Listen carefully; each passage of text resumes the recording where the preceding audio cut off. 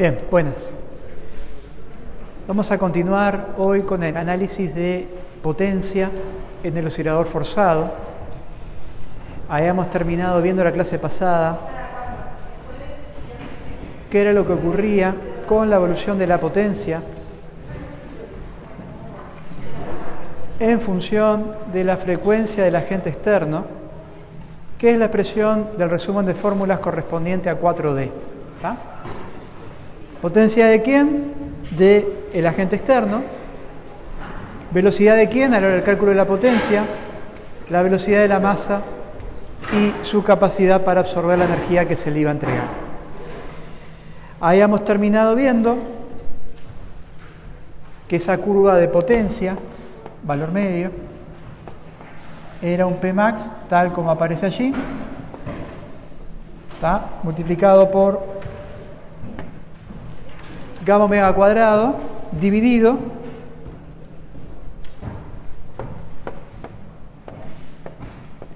omega 0 cuadrado menos omega cuadrado al cuadrado más gamma omega al cuadrado. ¿Está? Y bueno, habíamos visto que si yo grafico este valor medio de potencia en función de la frecuencia, esto es una curva bastante simétrica, de la cual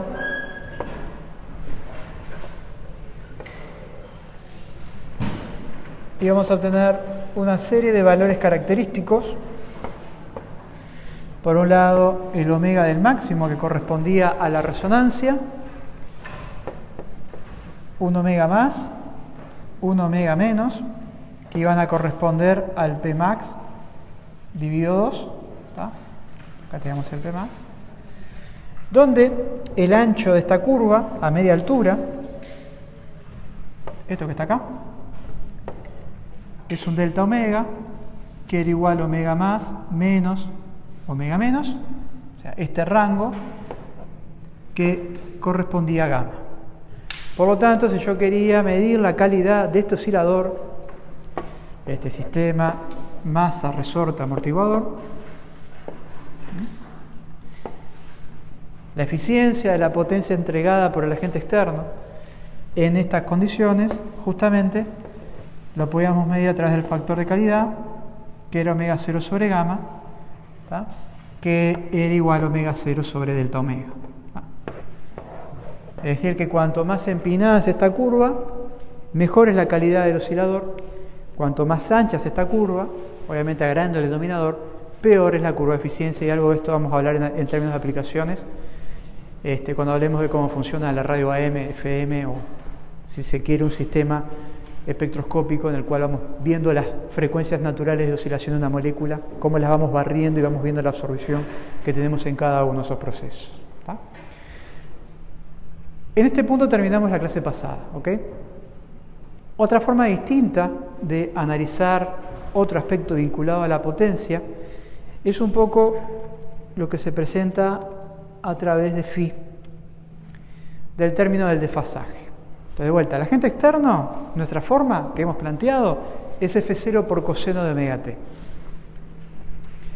Vimos que la velocidad es la derivada de la posición del tiempo, así que si tomo la derivada de esa expresión, me va a quedar omega por c por coseno omega t más phi. Eso además, yo lo voy a expandir para sacarnos de alguna manera este paréntesis omega t más phi, relación trigonométrica, ¿verdad? Para que nos aparezca coseno solo o seno solo. Y lo vamos a multiplicar por la potencia,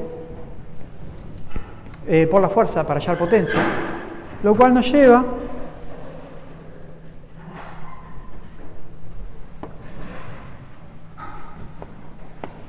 desfasaje,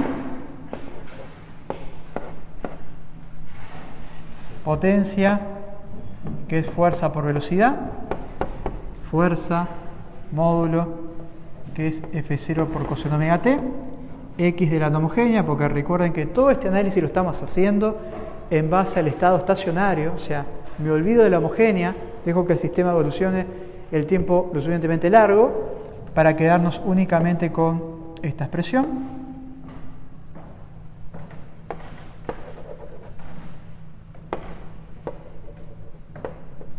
seno de omega t más phi.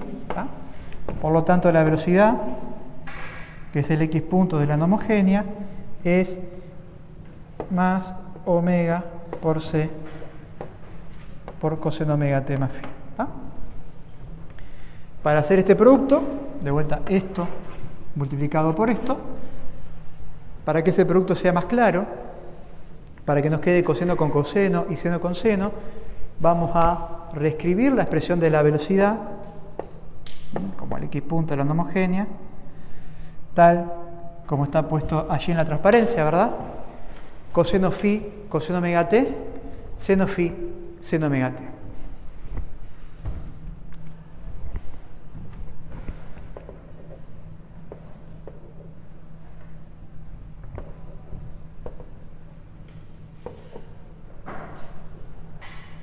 ¿Tá? Esto multiplicado por B0, que es omega por C.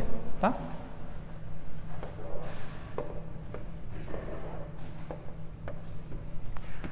Cuando yo multiplico, entonces fuerza por velocidad, me va a quedar F0, lo voy a sacar el factor común, al igual que omega, al igual que C, y me va a quedar, por un lado, coseno cuadrado omega t por coseno de phi, menos seno omega t por coseno omega t por seno de phi. Y recuerden que esta evolución temporal es difícil de analizar porque esto está cambiando instante a instante. Lo más inteligente para este tipo de cosas es aplicar valor medio. El valor medio de todo este paréntesis es una constante, se puede sacar hacia afuera. Vimos que nos iba a tomar alguna cuestión el valor medio de esta suma, este con término negativo, pero el valor medio de una suma, como son integrales, ¿verdad? Y hay linealidad, es la suma de los valores medios, así que ese valor medio, esto se aplica a esta expresión que está acá y a esta expresión que está acá. ¿Tá? Phi es un numerito, así que sale para afuera de esa expresión. Ya lo hicimos en la clase pasada, lo estamos haciendo ahora para esta expresión en concreto. ¿Está bien? ¿Y qué aprendimos en la clase pasada? ¿Cuánto valía el valor medio de seno omega t por coseno omega t? ¿Se acuerdan? 0, ¿no? Porque tiene tantas crestas positivas como negativas en un ciclo, ¿no?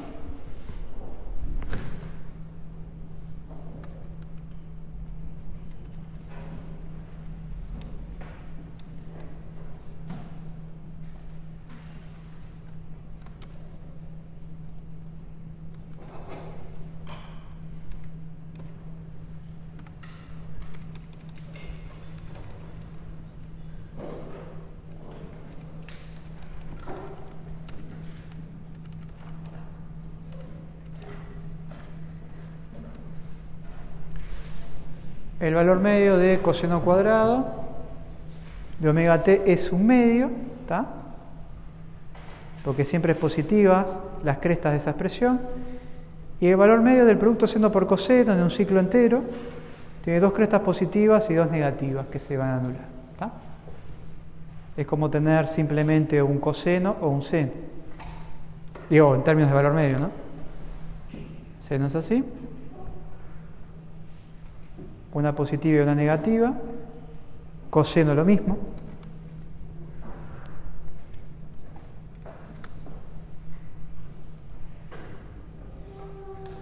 Solo cambia cuando arranca la cresta, ¿no? Y si multiplico seno por coseno, sigue siendo una función impar en definitiva. Entonces, el valor medio siempre me va a dar nulo. Así que volviendo a eso que ya lo habíamos discutido en la clase pasada, esto que está acá vale un medio y esto que está acá vale 0. Es decir, que el valor medio de la potencia es igual a F0 por omega por el C sobre 2 por coseno phi. ¿Tá? Donde C, recuerden, lo sacamos allí del resumen de fórmulas, es F0 sobre M dividido la raíz de omega 0 cuadrado menos omega cuadrado al cuadrado más gamma omega al cuadrado. ¿Está? Ahí la clave para ver el máximo de esta función potencia mirado desde la óptica del phi, el valor omega va a tomar su máximo valor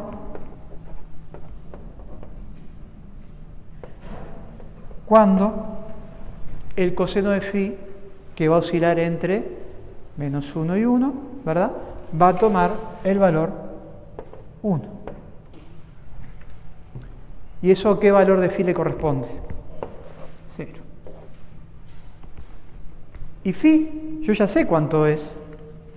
Recuerden, son todos términos que le van a corresponder a el término de la particular o de la no homogénea, el cual se alimenta con todos los parámetros que aparecen en la ecuación diferencial. Pero ya tenemos acá cuánto vale phi. Es el argumento tangente de la resta de la frecuencia natural al cuadrado menos la frecuencia de la agente externa al cuadrado dividido gamma omega. Con lo cual, el arco tangente en realidad se llama argumento tangente, ¿tá?, que es el tangente de la menos 1.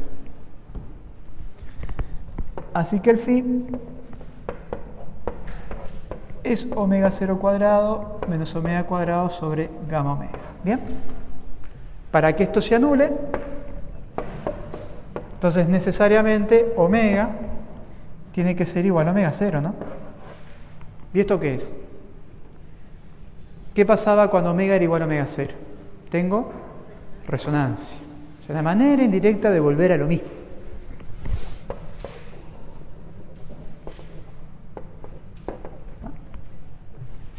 Entonces, en la clase pasada habíamos generado una lista de cosas que pasaban en resonancia. Teníamos en resonancia potencia máxima entregada por el agente externo. ¿Quién es el agente externo? F de t. Por otro lado, tenía el máximo disipada. ¿Quién es el que disipa la energía? El amortiguador, la fuerza viscosa. Se compensa la fuerza externa con la del amortiguador. El sistema queda como si solo se moviera con el resorte, frecuencia natural de oscilación. Vimos que ahí teníamos que en términos de potencia, fuerza y velocidad en fase. Lo mostramos en la simulación, ¿verdad? La fuerza externa y la velocidad, los dos vectores rojo y azul en la simulación, iban perfectamente alineados, ¿no?, en dirección y en sentido. ¿Qué le agregamos a esta expresión? Phi igual 0.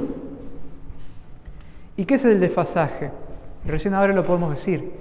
Phi es el desfasaje entre el agente externo y la velocidad. Lo elegimos así, recién ahora lo podemos decir a propósito, para justamente verificar la condición de potencia. Porque potencia es importante porque nos muestra la energía, cómo evoluciona la energía en el tiempo. Y para medir bien la evolución de la energía en el tiempo, los dos elementos que tenemos que ponderar es la fuerza y la velocidad. Elegimos coseno para la fuerza externa, ¿tá?, el coseno omega t, como lo estamos planteando acá, y elegimos la solución particular como seno, porque cuando la derivamos aparece coseno, y es mucho más fácil de ver phi como un desfasaje entre los dos. ¿Tá? No elegí el desfasaje entre fuerza y posición porque no me importa la posición, me importa la velocidad, ¿tá?, para verlo en términos de energía. ¿Está bien? Así que el coseno phi es importante. Como le decía la otra vez, un sistema masa resorte amortiguador, resorte constante acá, amortiguador de parámetro B, masa m en presencia del agente externo, no es ni más ni menos que un equivalente a un circuito eléctrico, los que se acuerdan de secundaria, los que tuvieron la suerte de verlo en secundaria, ¿no? El agente externo es el voltaje de la red, 220 volts a 50 Hz. La inductancia de la bobina es el inverso de la masa. Es la masa. El capacitor de placas paralelas es el inverso de la constante del resorte y la resistencia es la viscosidad, ¿no? O sea, la inductancia le corresponde a la masa, la resistencia eléctrica se corresponde con el parámetro B, la capacitancia se corresponde con 1 sobre la constante del resorte y bueno, eso va a conducir a ecuaciones diferenciales similares con soluciones similares, ¿no? De hecho, los que tengan la oportunidad en algún momento de ir a alguna fábrica o ver algún motor eléctrico, sobre todo los viejos, tiene una chapita que en algún lugar les dice el coseno phi del motor. El motor es una bobina con una serie de capacitores, con una serie de resistencias. El coseno phi les habla justamente de la potencia máxima que puede desarrollar. Cuán en resonancia está ese motor, ¿tá? Y está escrito y tabulado en chapa en muchos de los motores viejos que pueden ver por allí. Así que el phi de alguna manera tiene una importancia grande. La estamos viendo acá desde el punto de vista mecánico, lo van a ver en física 103 o 03 al nivel de laboratorio, y los que hagan ingeniería química, principalmente con electrotécnica, cuando analicen circuitos eléctricos, van a volver sobre esto. Porque de vuelta, entender el oscilador mecánico nos va a permitir entender el oscilador eléctrico, porque presentan ecuaciones diferenciales análogas, para lo cual las soluciones son análogas también. Cambian de nombre los actores, pero el comportamiento físico es perfectamente extrapolable entre una situación y otra. ¿Está? Así que bueno, toda esta discusión es porque la curva de desfasaje da información. Tanta información da que la vamos a volver a analizar.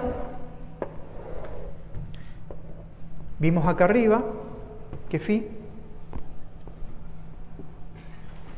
es esto, ¿no? Es el argumento tangente de esa expresión. Con lo cual, si yo grafico esa expresión, nos vamos a encontrar con una curva que más o menos hace así.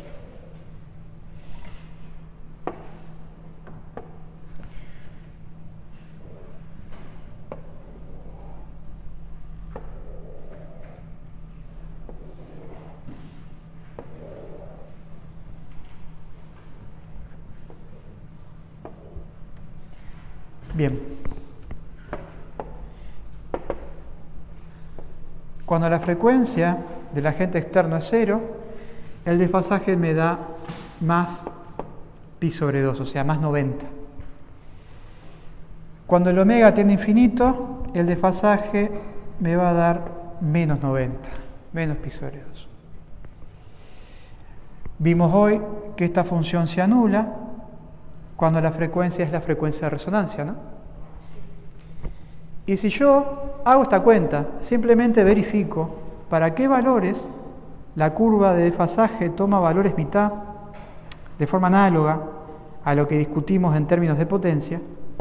Esto es más pi sobre 4 y menos pi sobre 4. Corto la curva y vengo por acá. Corto la curva y vengo por acá. De vuelta voy acá a tener un omega más y un omega menos. Esa diferencia entre omega más y omega menos es un delta omega. Es igual a gamma.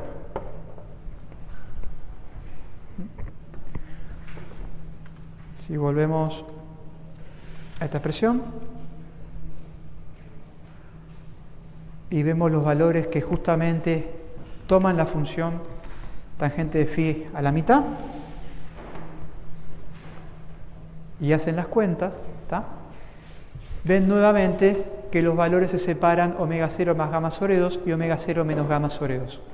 Por lo tanto, el ancho de la curva de desfasaje a valores mitad, ¿tá?, corresponde con gamma.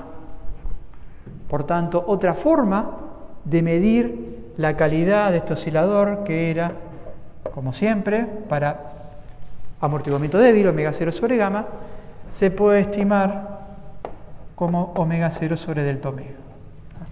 Otra de las posibles preguntitas o ejercicios que en un momento aparecen en múltiple opción. Les damos una curva de fasaje en función de frecuencia y le preguntamos el factor de calidad. ¿Qué hacemos con esa curva? Debemos hallar la frecuencia de resonancia y el parámetro gamma. ¿De dónde saco el valor de la frecuencia de resonancia? Del lugar donde fui 0. ¿No? Y luego miro el ancho de la curva para los valores de fasaje mitad. Más 45 y menos 45. Voy a la curva, saco omega menos, voy a la curva, saco omega más, hago la resta, estimo el ancho a mitad de valor y con ello luego haciendo el cociente estimo el factor de calidad. ¿Está bien?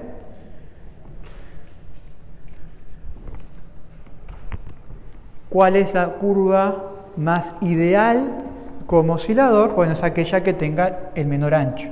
Si una curva que toma un valor bastante empinado, así, tiene un ancho de curva delta omega pequeño. Entonces una curva verde tiene un factor de calidad grande.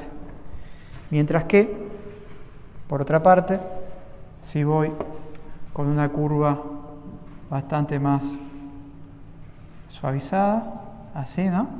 Tiene un ancho bastante importante y por lo tanto el factor de calidad es más bajo. ¿Está bien? Bien.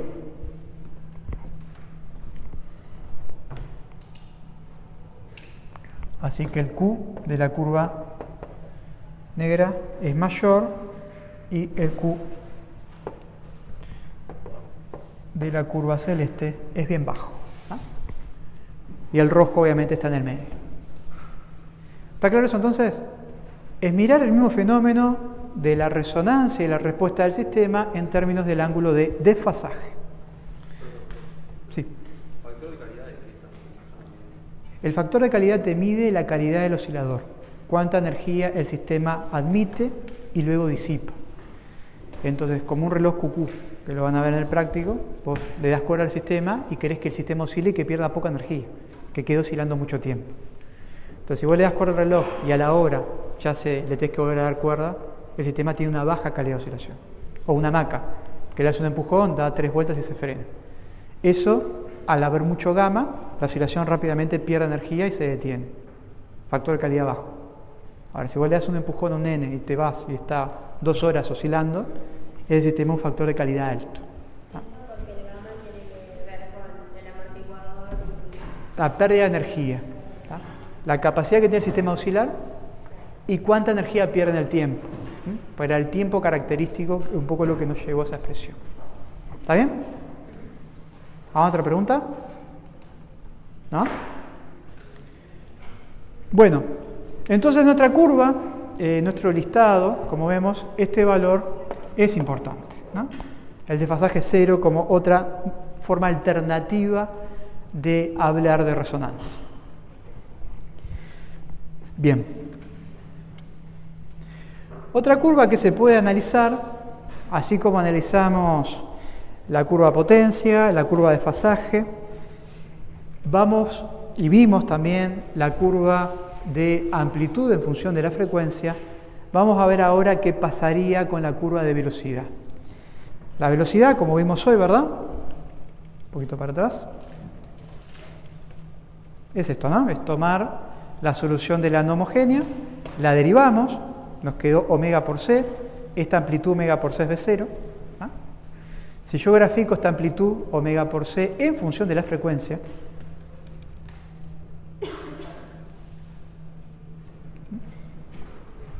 es omega por c, f0 sobre m raíz de omega 0 cuadrado menos gamma cuadrado al cuadrado más gamma omega cuadrado.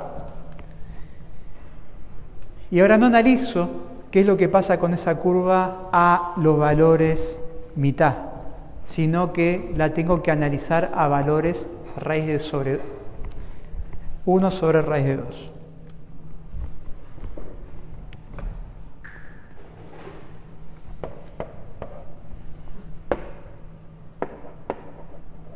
Velocidad. Todo esto en el estado estacionario, es decir, x punto de la no homogénea.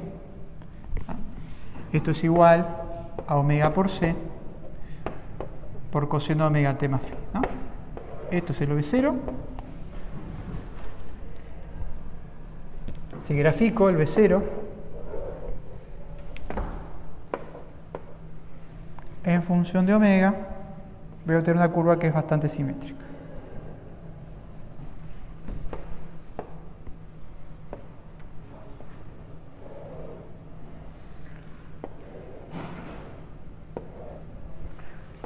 Así que voy a tener V0 max por acá. Y si tomo los valores de V0 max sobre raíz de 2, eso haciendo las cuentas, de vuelta el máximo valor de velocidad ya lo sabíamos, ocurre omega 0 y el valor de 1 sobre raíz de 2 más grande a omega 0 y luego más chico me permiten a mí estimar este delta omega. De vuelta, delta omega, que es omega más menos omega menos, es gamma. O sea, siempre procuro obtener el gamma. No lo saco del valor mitad, lo saco del valor 1 sobre raíz de 2, ¿tá? De esa curva. Para de vuelta estimar, si es que me piden, el valor del factor de calidad.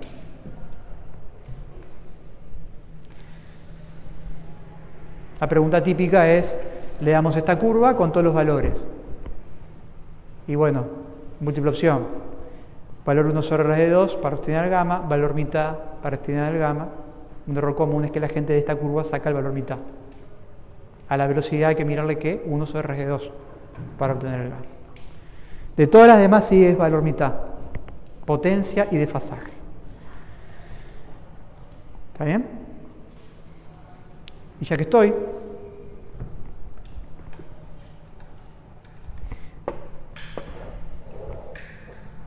la otra curva que ya hemos analizado, que era el de la solución de la no homogénea, la amplitud C, en función de omega, ¿era simétrica esta curva? ¿Se acuerdan? La amplitud era que pasaba con la separación de la masa cuando la frecuencia, por ejemplo, valía 0. Una fuerza de frecuencia 0 es una fuerza constante, ¿no? ¿Se acuerdan que hacía fuerzas constantes a mi sistema? Corría el punto de equilibrio. Entonces esta curva de amplitud nunca arranca en 0. Va a arrancar si hay fuerza externa en determinado valor. O sea, la curva no es simétrica. ¿Y se acuerdan en qué lugar teníamos el máximo valor de la curva? ¿Era omega 0? No. Así que si le damos una curva de amplitud, poco van a poder hacer, por no decir nada. ¿Tá? Así que de acá, ¿está no? Este omega era raíz de omega 0 cuadrado menos gamma cuadrado sobre 2. ¿Tá? O sea, no puedo hacer nada con eso. Ni la mitad, ni 1 sobre raíz de 2. Así que, poca cosa. ¿Está claro? O sea, ¿de qué puedo sacar información sensible? Amplitud de la velocidad, potencia y desfasaje. ¿Está? Para poder sacar omega 0 y gamma, parámetros característicos de mi sistema oscilante. ¿Está bien?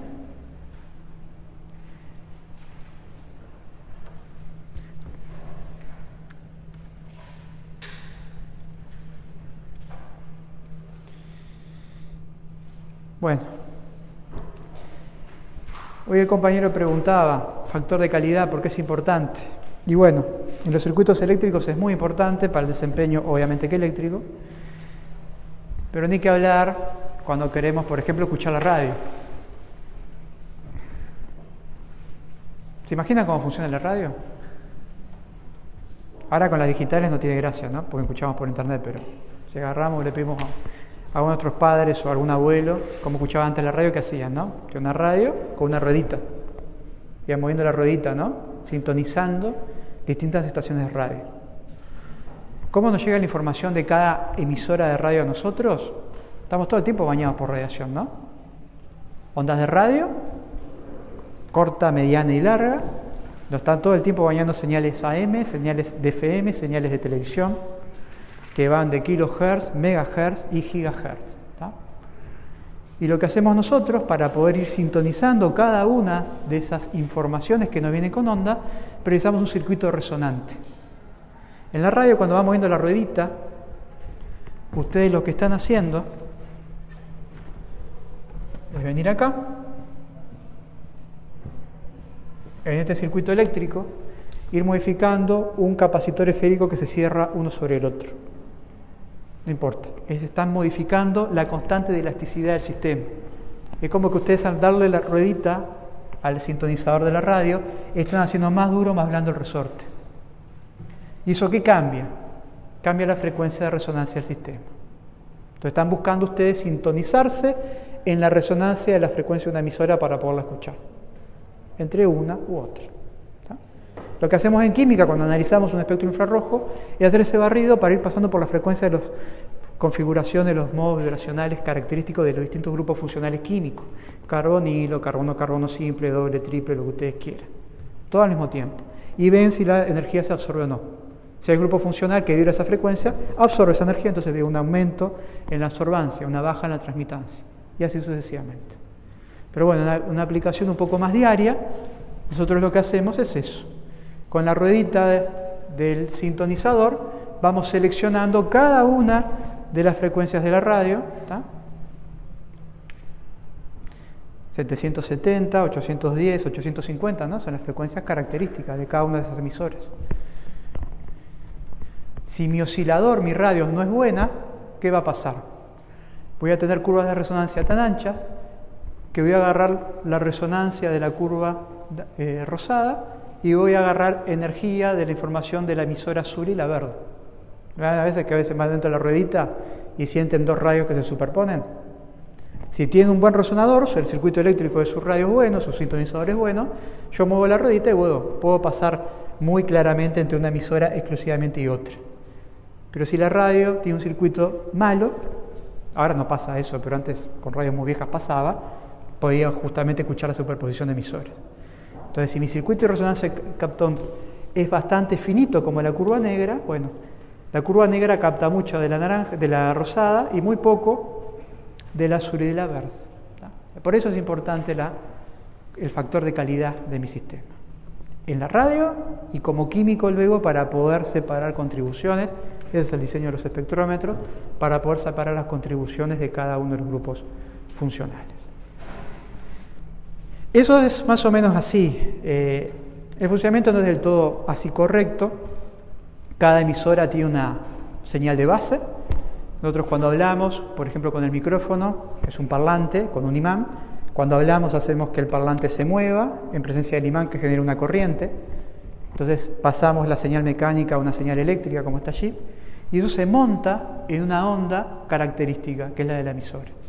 ¿Y eso qué hace? Vimos hace poco lo que se llamaba pulsación, ¿verdad? Que justamente modificamos la amplitud de una onda.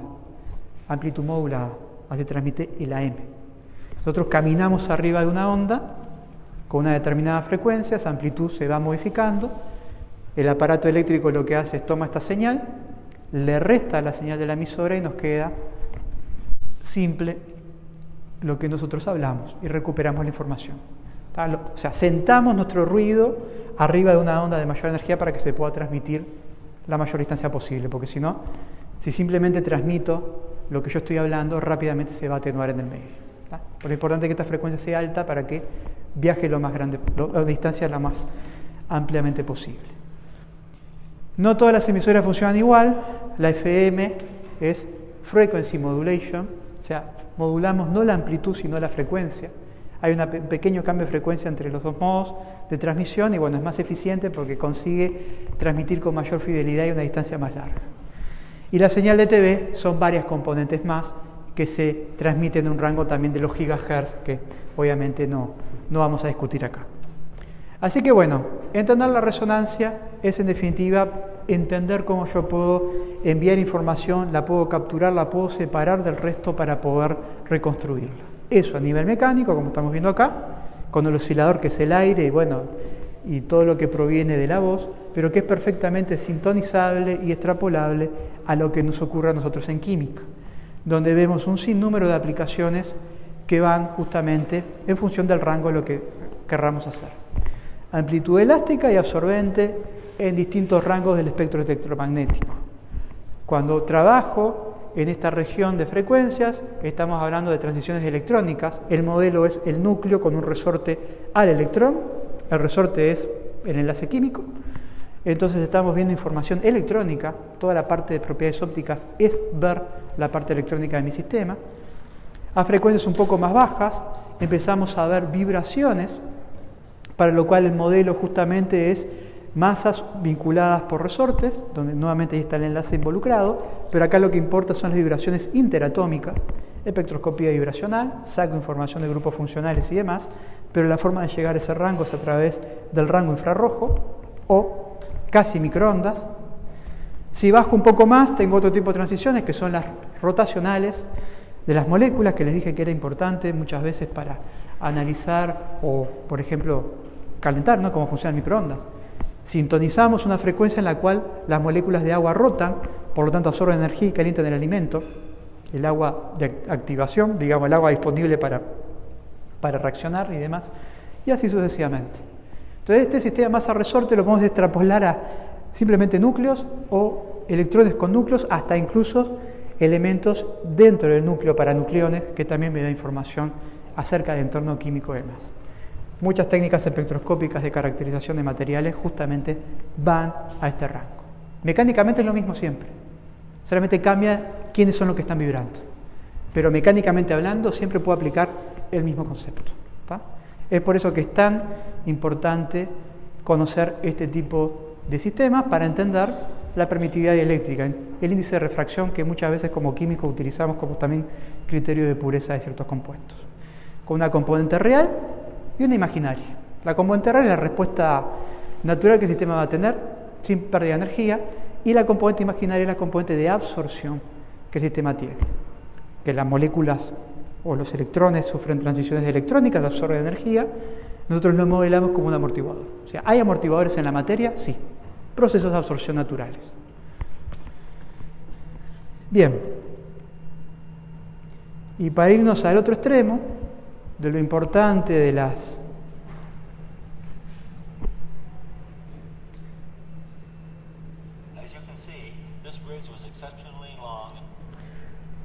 la resonancia, bueno, resonancia que puede matar cosas, ¿no? Puente de Tacoma, no sé si conocen la historia, ¿no? Se construyó allá por los años 40, abrió el 1 de julio y murió el 7 de noviembre el puente. ¿Por qué? Bueno, se construyó, todo bien, se inauguró, pero esto es un sistema masa-resorte, ¿no? Hay tensores, hay inercia, y es una región de vientos muy grandes. ¿Y qué pasó? No tuvieron en cuenta los ingenieros que lo diseñaron que la frecuencia de cambio de los vientos era muy próxima a la resonancia del puente. ¿Y qué pasó? Poco a poco empezó, y eso es real, no es una simulación, es filmación, absorbe energía. Y ahí no hay amortiguador. Entonces, el sistema absorbe energía, estoy dando con un agente externo que entrega energía, que entrega energía, que entrega energía, y si yo no soy capaz de disipar esa energía, ¿qué va a pasar? ¿Cómo?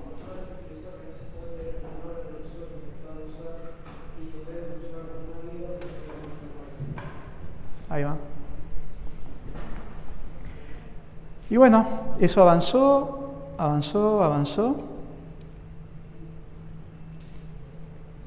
La gente se fue, había un auto, había quedado un perro, por suerte alguien logró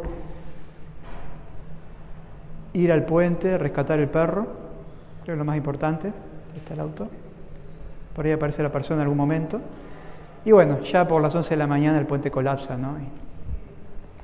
Que es un poco lo que muchas veces nos muestran ahora con el tema de los terremotos. O sea, lo peor que podemos hacer a la hora de construir un edificio para soportar los terremotos es hacerlo rígido.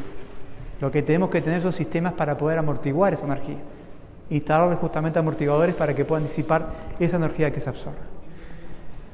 Los militares, cuando van a transitar un puente colgadizo, tienen que romper filas, porque si entran haciendo la marcha, pueden entrar en resonancia y sufren justamente las consecuencias no de estas, pero bueno, quizás alguno se puede caer.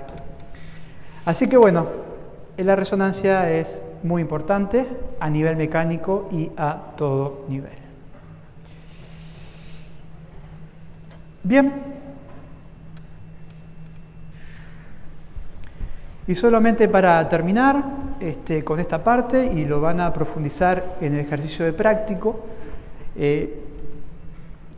cuando hablamos del factor de calidad de un sistema oscilante,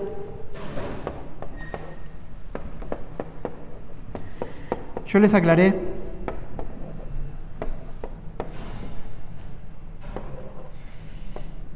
que el cálculo del mismo, como omega 0 sobre gamma, era ese tiempo característico de oscilación, 2pi sobre t, dividido el tiempo en el cual el sistema perdía apreciablemente energía, 1 sobre gamma, el tau, se podía aproximar esa expresión.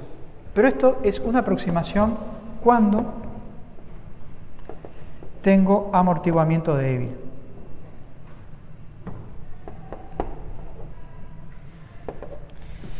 Si yo quiero definir factor de calidad de la forma más completa posible, es de esta forma. Es 2pi por valor medio de la energía almacenada en el sistema. ¿Qué es la energía almacenada en el sistema? Bueno, la energía potencial elástica si es un resorte oscilando, la energía potencial gravitatoria si es un péndulo oscilando, o sea, yo tengo justamente un mgh inicial, 0, y un mgh final, característico. O sea, hay energía en el oscilador. Lo que tengo que hacer es ponderarlo en un ciclo y lo tengo que medir contra el valor medio de la energía que se disipa por ciclo de oscilación. Es decir, cuántos joules se pierden por cada ciclo de oscilación, por cada periodo completo de oscilación. Si tengo mucha energía y se disipa poco, el factor de calidad es grande.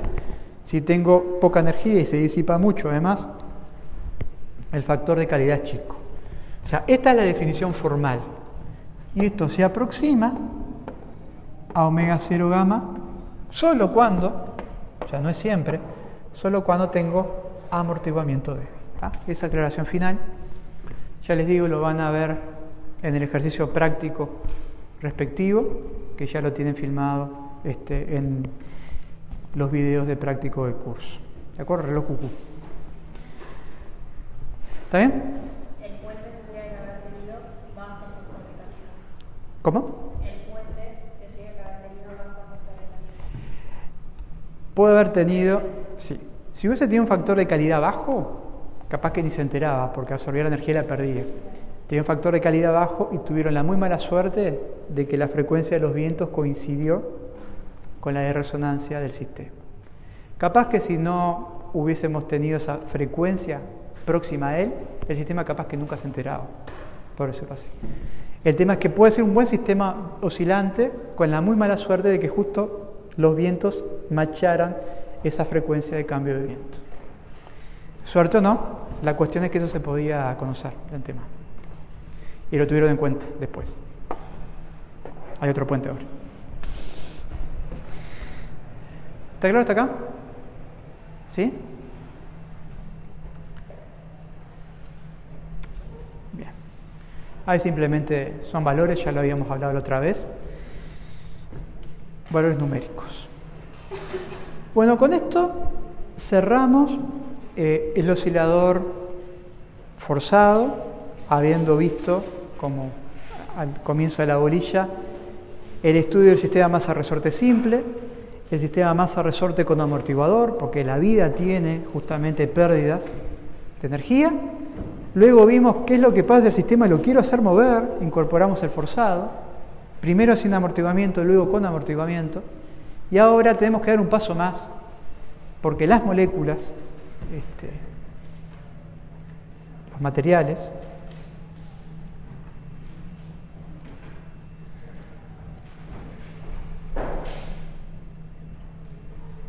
no tienen una única frecuencia característica. Esto lo vimos la otra vez. Acá tenemos de vuelta el mismo ejemplo.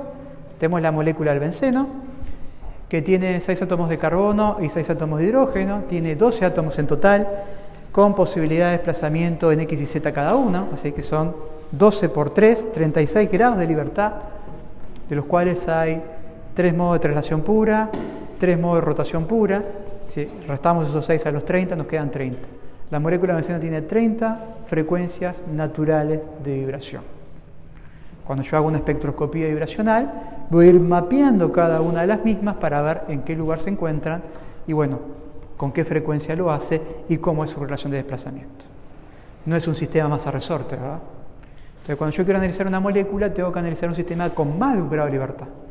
Y nosotros lo que vamos a hacer desde el punto de vista mecánico es ver cómo eso se analiza, por ejemplo, incorporando una segunda masa, ¿no? O sea, los compuestos, la química, los materiales en definitiva, son sistemas para nosotros de más de un grado de libertad, con frecuencias de resonancia, características que son justamente relacionadas directamente al compuesto, que va a involucrar determinados desplazamientos de los átomos para cada una de esas vibraciones. Así que no hay una única frecuencia de resonancia, la cantidad de frecuencias características, frecuencia de los modos normales de vibración, depende justamente de los grados de libertad del sistema.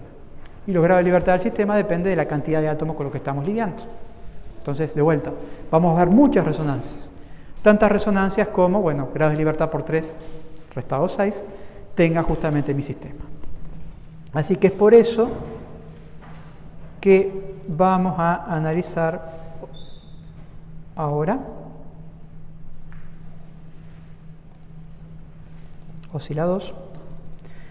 oscilaciones con 2 grados de libertad.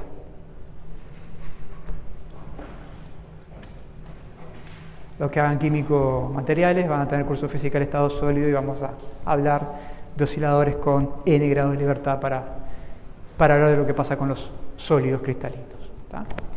Así que bueno, es por eso que vamos a analizar esto que está acá. Vamos a revisitar el sistema oscilante más simple, el sistema péndulo con resorte. Vamos a ver justamente cómo incorporamos variables para poder describir cada uno de los elementos que lo van a componer. Eso va a definir a nosotros los grados de libertad del sistema. Y bueno, vamos a tener que plantear la segunda ley de Newton de vuelta, pero ahora para un sistema de ecuaciones diferenciales que va a estar acoplado.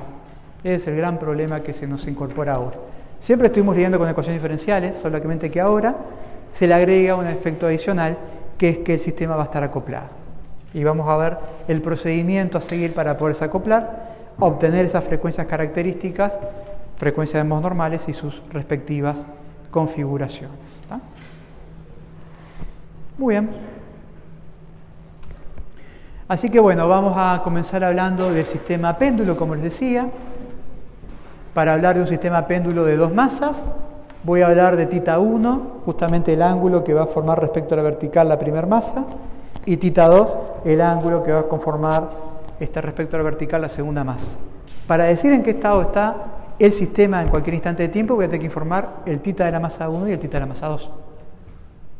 Es por eso que digo que tengo un sistema con 2 grados de libertad. Tengo que dar 2 datos, θ1 y θ2, para decir cómo está el sistema. Antes era o X o θ, ahora no. Si tuviera 3 péndulos, bueno, θ1, θ2, θ3, 3 grados de libertad, y así sucesivamente. O sea, los grados de libertad son las variables que debo manejar para decir cómo está el sistema. ¿Está bien? Pero ahí, si tengo θ1 y tengo θ2 y no hay nada en el medio, no pasa nada. La complicación aparece cuando justamente tengo un resorte en el medio. Porque lo que haga θ1 ahora va a afectar a lo que haga θ2. ¿Tá? ¿Y cómo lo vamos a incorporar eso? Bueno, a través de la segunda ley de Newton, que es la que me va a decir efectivamente cómo el sistema se va a mover. ¿Tá? Así que bueno, vamos a tener que hacer los diagramas de cuerpo libre, plantear la segunda ley de Newton y luego procurar cómo resolver un sistema de ecuaciones diferenciales acoplado.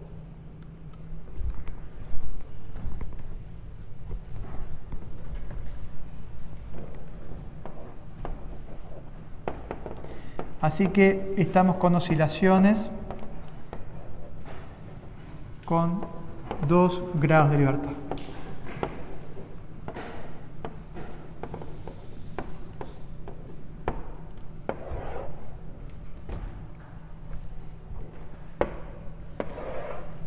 Acá está el techo. Vamos a ver las dos posiciones de equilibrio. Voy a dibujar la primera masa, separada una distancia θ1, y una segunda masa, separada una distancia θ2. ¿Está?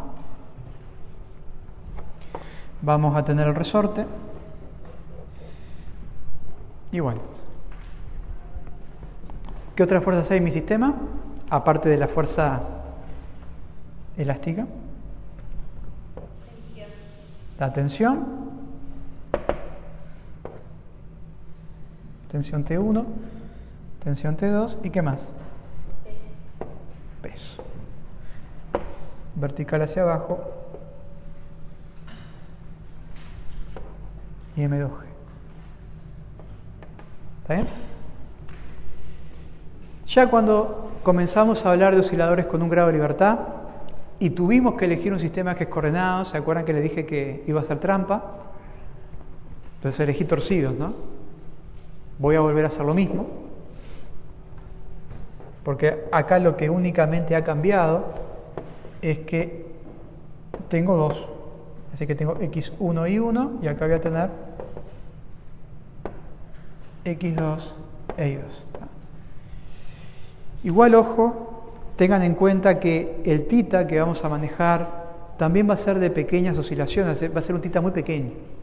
Por lo tanto, por más que yo lo estoy exagerando así, esto prácticamente está horizontal vertical. Después, cuando veamos torque en la última bolilla de mecánica, van a ver que todo esto surge porque hay que considerar torque y para considerar el torque de forma bastante razonable conviene tomar los ejes así. Pero bueno, ya dimos los argumentos de por qué tienen que estar torcidos, ¿tá? Así que bueno, lo que vamos a hacer ahora es tratar de descomponer esas fuerzas en el marco de cada uno de esos ejes. No hay nada más para agregar, ¿verdad? Tensión, peso y fuerza elástica. Voy a tomar el caso de la masa 1, un poquito más limpio el dibujo.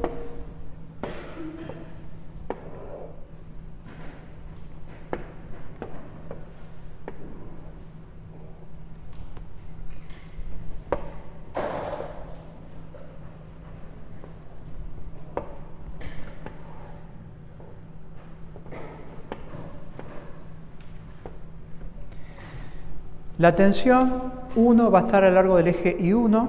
A mí el eje que me va a importar para el movimiento, como hicimos en el caso anterior, es la componente X. Después voy a tener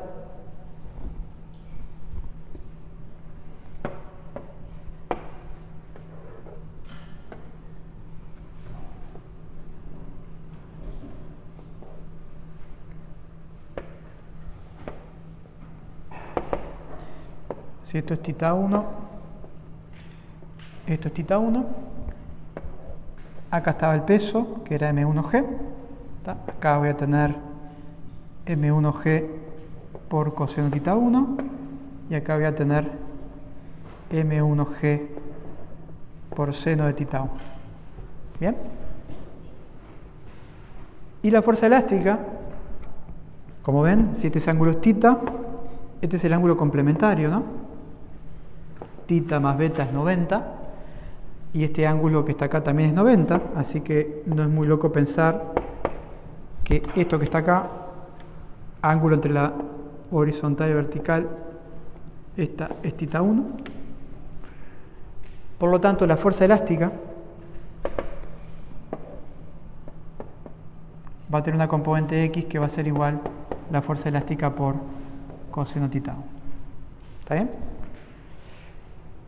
Entonces, lo que me queda para este caso es, bueno, que la sumatoria de fuerzas en el eje X1 para la masa 1 es igual a más fuerza elástica por coseno θ1 menos mg por seno θ1.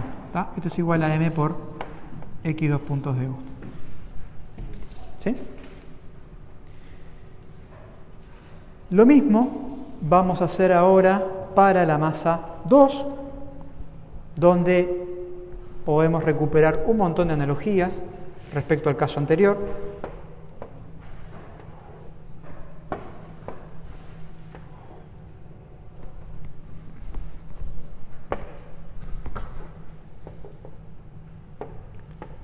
x2, y2.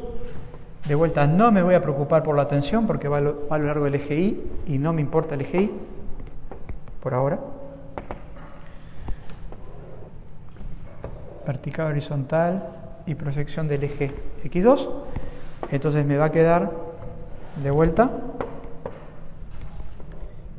la componente M2G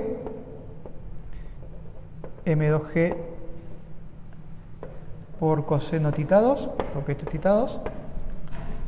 Esto lo estoy diciendo rápido porque ya lo hicimos para el caso anterior y es análogo.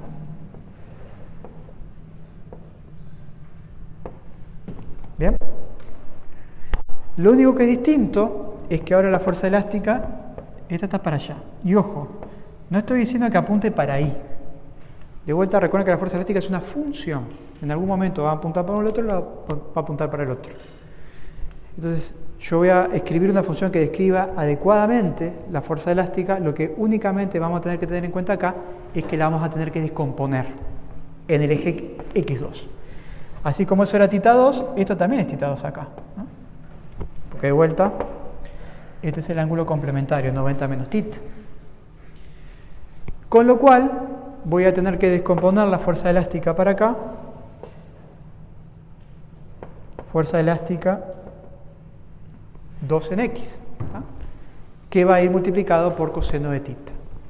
Con lo cual, entonces, mirando la expresión de arriba, me va a quedar que la sumatoria de fuerzas según el eje x2 es igual a menos fuerza elástica por coseno de tita 2 menos mg por seno de tita 2, igual a m por x2 puntos de 2. ¿Está bien? Bien, parece una porquería, es una porquería, pero la vamos a simplificar. Hay varias cosas que podemos ir considerando. La primera, para las oscilaciones, para poder tener una resolución analítica, lo dijimos al principio del tema oscilaciones, ¿verdad?, es considerar pequeños apartamientos respecto al punto de equilibrio. Oscilaciones pequeñas.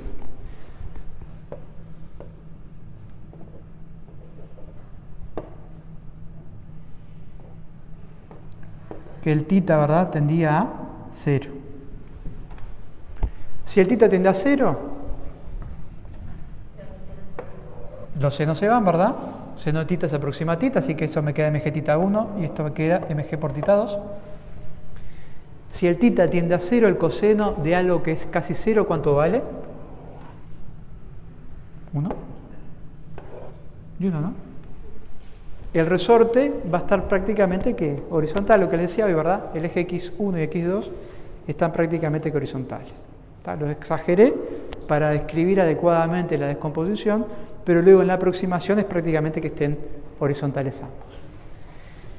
Y lo otro es que cuando eso es así, también yo sé que x es igual a L por seno tita 1, por lo cual esto se va a poder aproximar a L por tita 1, x1 y x2 es igual a L por seno de tita 2, esto es aproximadamente igual a L por tita 2. ¿Está? La aproximación entre ángulo rectángulo y arco.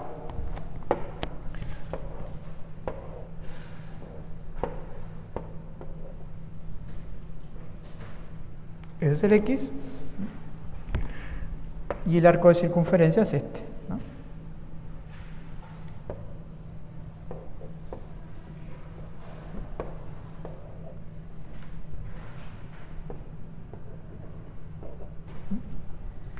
Cuando el ángulo es pequeño, L seno tita, este cateto, para este ángulo rectángulo, triángulo rectángulo, aproxima este tramo azul, ¿verdad?, que es el arco de circunferencia, que es L por tita. Así que para ángulos pequeños, L por seno de tita se aproxima a L por tita. ¿Está? ¿Está bien? Ya lo hemos discutido eso, lo estamos refrescando porque lo vamos a usar. ¿Preguntas hasta acá de eso? Sí. La ecuación, la sumatoria, lo igualamos a m por x, dos puntos de 1 y de 2. Claro, porque son cada masa tiene su sistema de ejes. ¿Pero la masa es genérica o también es? No, por ahora estamos considerando la misma masa. Después eso puede ser, si el problema te da masa distinta, acá pondrías M1 y acá M2. ¿Ah? ¿Alguna otra pregunta? Bien. Bueno, recién ahora, luego de haber puesto estas cosas, ahora nos vamos a preocupar por la fuerza del resorte. ¿Tá? Vamos a poder escribir la masa 1 y la masa 2, como lo acabamos de ver. Vamos ahora a la fuerza elástica.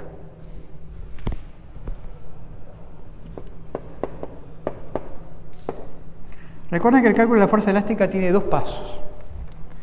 El primero es el módulo de la fuerza elástica, que es igual a K por delta X, ¿no? Y el segundo paso es fuerza elástica, es igual más menos el módulo de la fuerza elástica versor el X, ¿no?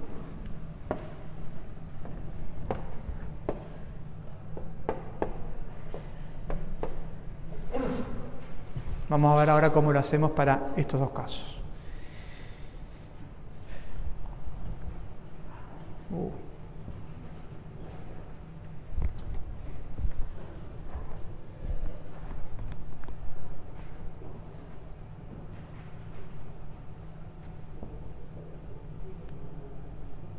Bien.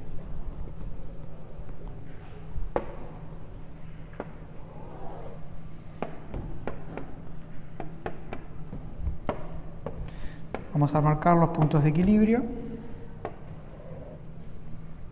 Voy a dibujar una determinada situación para la masa 1 y para la masa 2. Esto con tita 1, esto con tita 2. Voy a asumir que la separación entre estas dos es L0, la longitud natural de oscilación, es decir, lo que mide el resorte cuando está sin estirar ni comprimir, o sea, cuando no hace fuerza. Y así va a estar el resorte.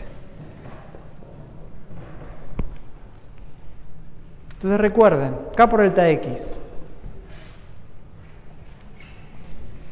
Esto es K por longitud final menos longitud natural. ¿Qué es la longitud final? Lo que mide el resorte cuando está justamente en la situación que queremos describir. Distancia extremo a extremo, ¿no? Y L natural es lo que mide el resorte cuando está sin estirar ni comprimir, ¿tá? Que es el parámetro característico que tiene el resorte. Por lo que acabamos de ver hoy, esta distancia que está acá es x1 y la distancia esta que está acá es x2. ¿No? Lo acabamos de decir acá arriba. Que a su vez, esto se expresa como L por tita 1 y esto que está acá como L por tita 2. Entonces miremos esta relación geométrica. L final, ¿qué es? Es L0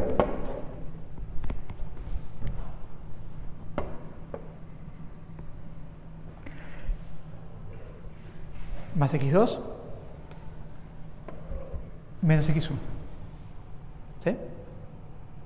¿Está bien? O sea, este cacho rojo es el negro más el azul x2 menos x1.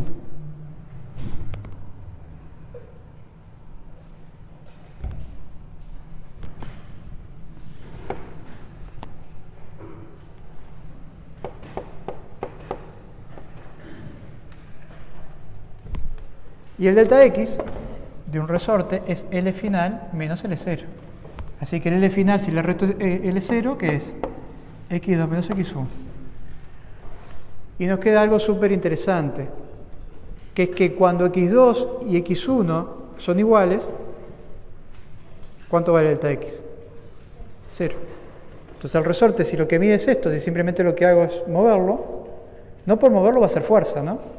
Si lo muevo a la izquierda 10 centímetros y a la derecha 10 centímetros, lo paseo. No le hago fuerza, no lo aprieto ni lo estiro. ¿Tá? La fuerza del resorte va a aparecer toda vez que X2 y X1 sean distintos entre sí, ¿no? Que X2 avance y X1 más, o sea, lo aprieto al resorte, o que X2 avance más que X1, o sea, que estiro el resorte. Entonces lo importante es la diferencia. Entonces con esto, lo que acabamos de ver es que la fuerza elástica ya tiene el módulo. Es K por X2 menos X1.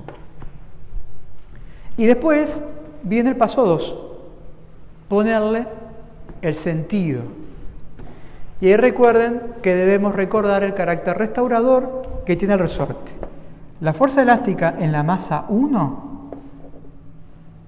o sea, la fuerza elástica que siente la masa 1 va a ser igual acá por x2 menos x1 versor x1, ¿no? Porque x1 es lo que representa la masa 1. Para que efectivamente esa fuerza sea restauradora, ¿se acuerdan? La rita del signo, ¿no? ¿Qué tenía que ver ahí? Un signo de menos. ¿Dónde está ese signo de menos? Está acá, ¿no?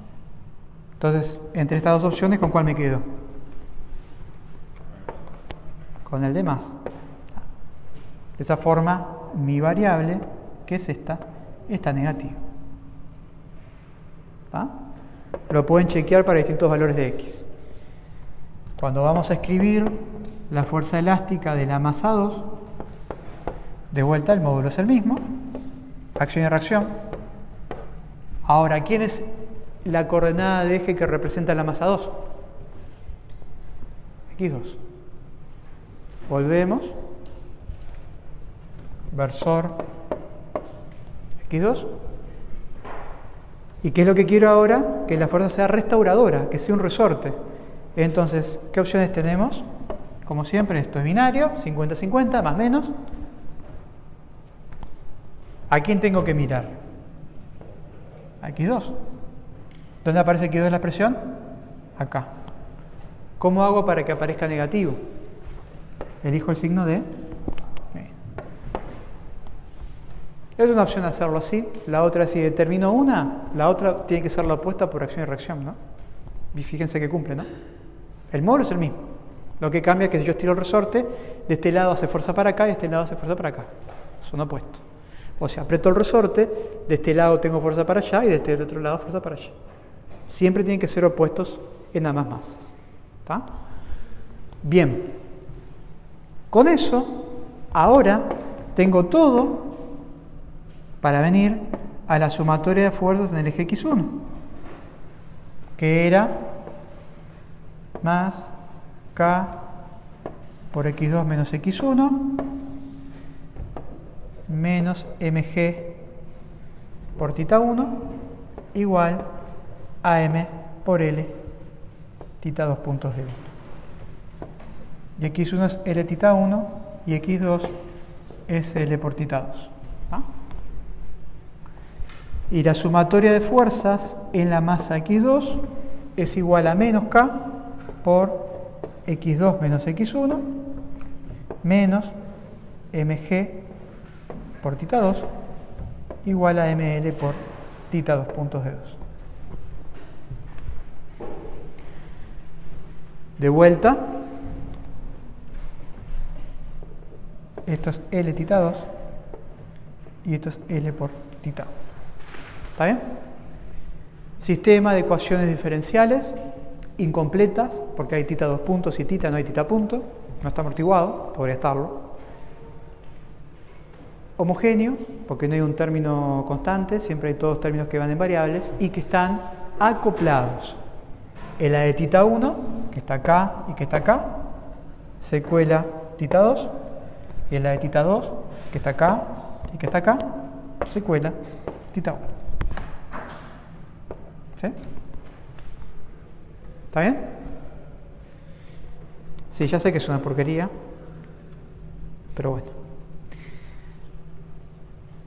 Este es mi sistema de ecuaciones diferenciales a resolver.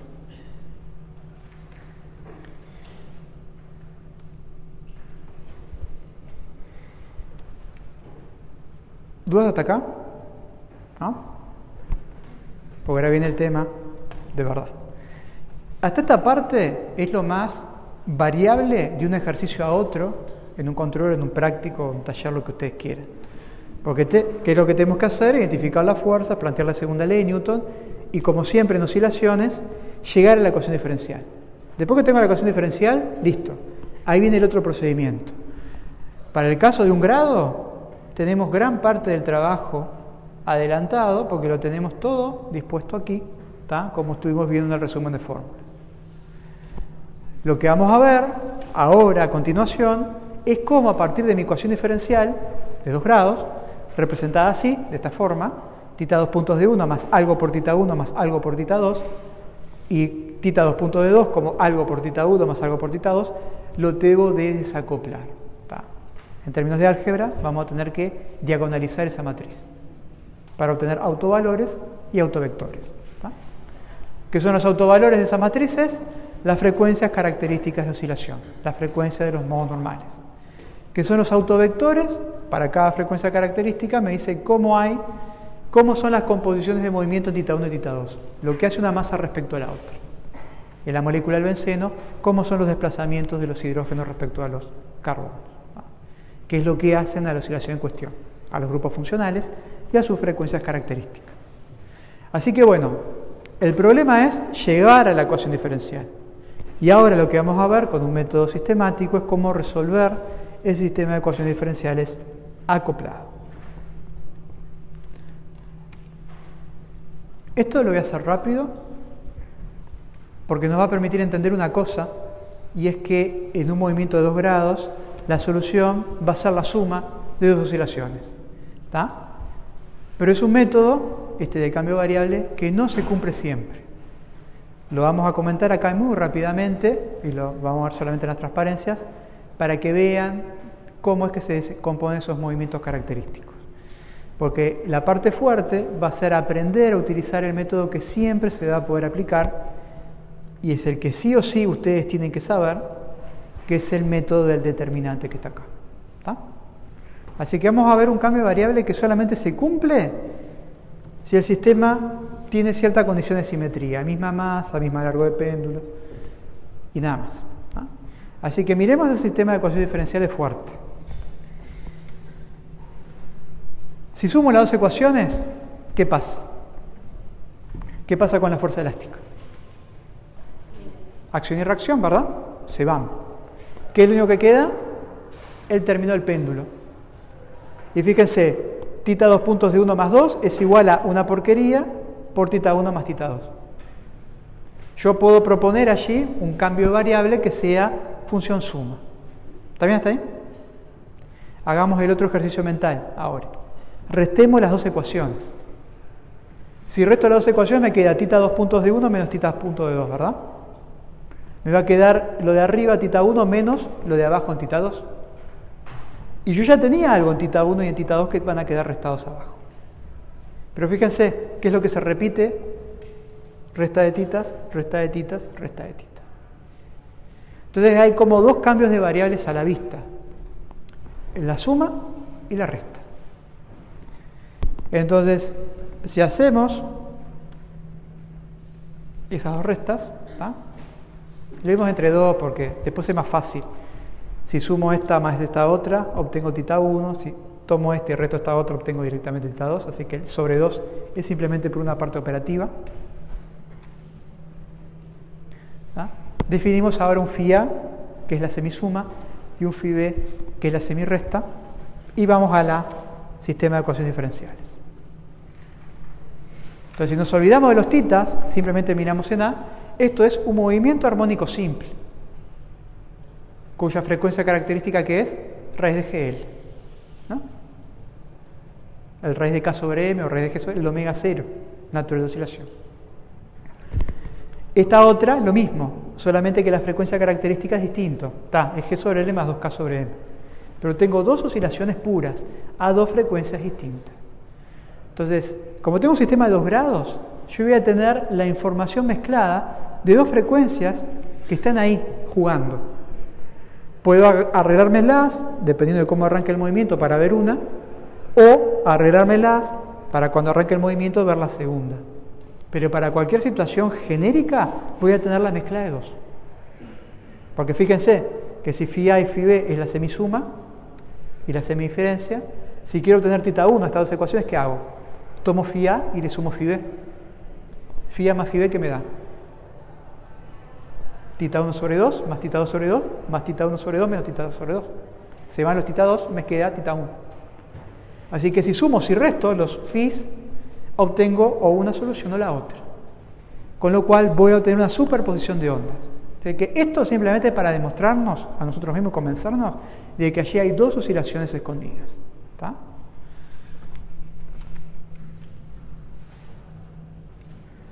Cada una de esas oscilaciones con esta porquería como frecuencia. ¿Está? Frecuencia del modo 1, frecuencia del modo 2. Permítanme adelantar un cachito para ir a buscar esto.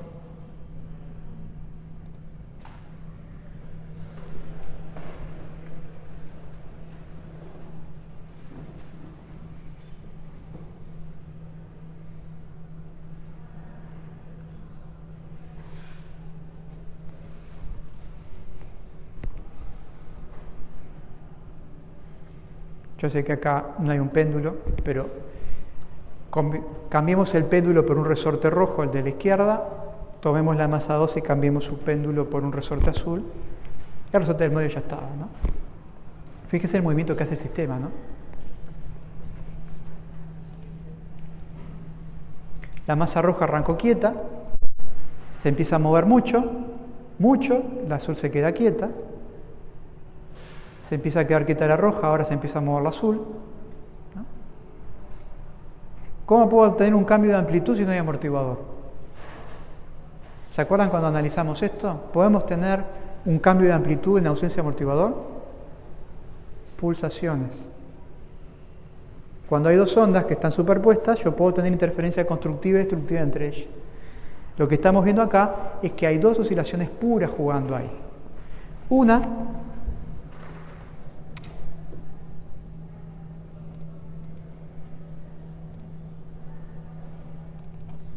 qué tonto. Puse 0, 0. No se mueve y no se va a mover. Una cuando la masa 1 hace lo mismo que la masa 2. ¿No? Un movimiento armónico simple perfecto. Ahí no hay pérdida de amplitud, ¿no? Siempre se mantiene. Y hay otra que si arranco el movimiento en direcciones distintas, tengo de vuelta otro movimiento armónico simple.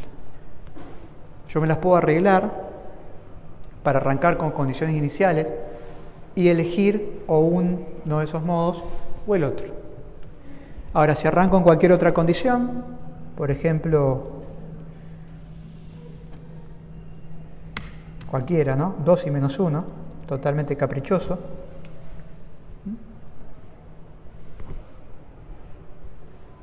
Voy a tener una mezcla donde la amplitud ahora de cada una de esas masas va a ir cambiando en el tiempo.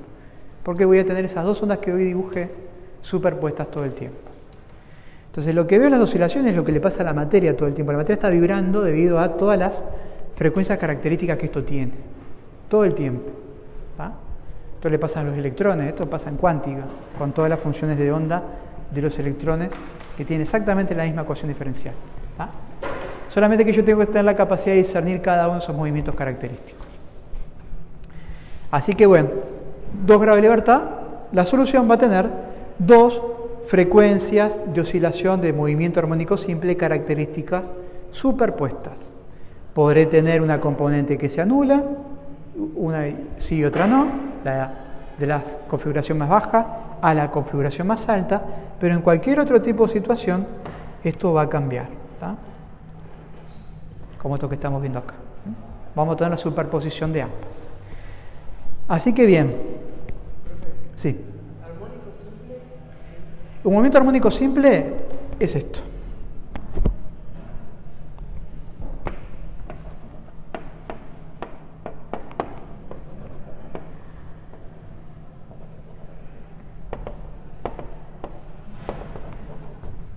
Es una ecuación que es así. Es un A0 por un coseno de omega t más phi.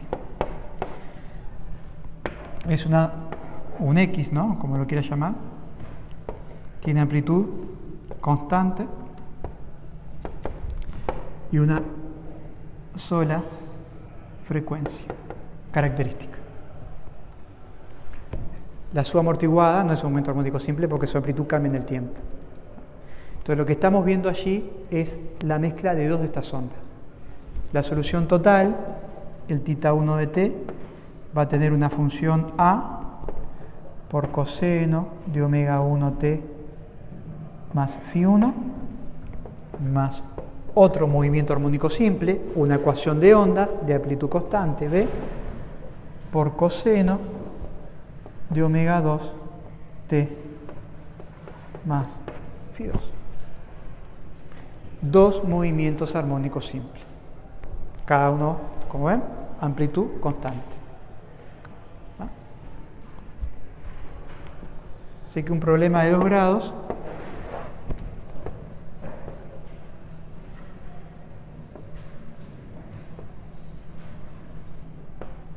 tiene la superposición de dos movimientos armónicos simples.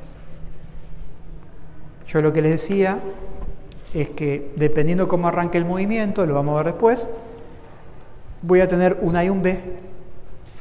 Puede ser que para cierta condición el A valga 0, entonces solamente B al término 2. Puede ser que como arranque el movimiento, las condiciones iniciales hagan que el B valga 0, por lo tanto voy a ver solamente el movimiento en 1. Y para la amplia mayoría de los casos voy a tener la mezcla de los dos. ¿Está? Esto que hicimos hoy, acá por ejemplo, nos aseguramos de que el B valga 0, por ejemplo, y entonces veo solamente A coseno omega 1t. Y en este otro, mato el A, dejo ver solo el B, ahí tengo un B coseno de omega t, más phi. Y para cualquier otro tipo de condición voy a tener un A y un B, 1 y 2, no sé lo que ustedes quieran, superpuestos, que van a llevarme a ese tipo de situación. ¿Cómo? Y esas amplitudes sí varían en el tiempo. La posición de la masa en el tiempo va cambiando su separación, pero voy a tener superposición de dos movimientos armónicos simples, pero que sus amplitudes no cambian. Al superponerse lo puedo interpretar como una onda que tenga una amplitud modulada, como si fuese una pulsación. Pero es porque hay dos ondas, no es un único armónico simple. Están superpuestos y es lo que me hace ver la oscilación de esa forma.